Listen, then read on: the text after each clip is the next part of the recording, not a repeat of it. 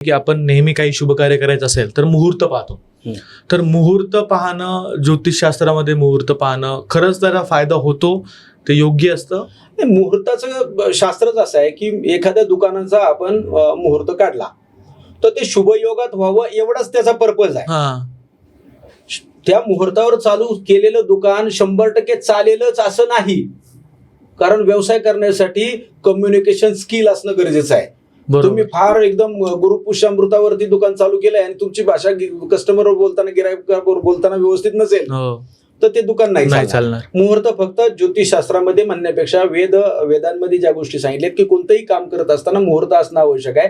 आपण एखादं हवन करायचं असेल तर पृथ्वीवरती अग्नी असावा का नाही असंही म्हणलं जातं. तर अग्नी पृथ्वीवर असेल तर त्यावेळेला आपण ते हवन वगैरे कृत्य करावीत. किंवा आपण घराची चौकट बसवायची असेल तर स्थिर नक्षत्रावरती बसवावी. म्हणजे आपण एक मुहूर्तच का, तर त्याचं कारण मी तुम्हाला सांगतो की सोनं खरेदी आपण कोणत्या दिवशी करतो? गुरुपुष्यामृतावरती. खूप छान असं सोनारांच्या सुद्धा जाहिरात येतात. मग त्याचं कारण असं आहे की गुरुपुष्यामृतावरती घेतलेलं सोनं शक्यतो कर्जात ठेवावं लागत नाही किंवा मोडलं जात नाही. म्हणून पूर्वीच्या लोकांनी तो दिवस खऱ्या अर्थाने तो निवडला गेलाय. म्हणून मुहूर्ताला फार महत्व देणं आवश्यक आहे. म्हणजे मुहूर्त पाहायला तर त्याचा फायदा होतो. ठीक आहे.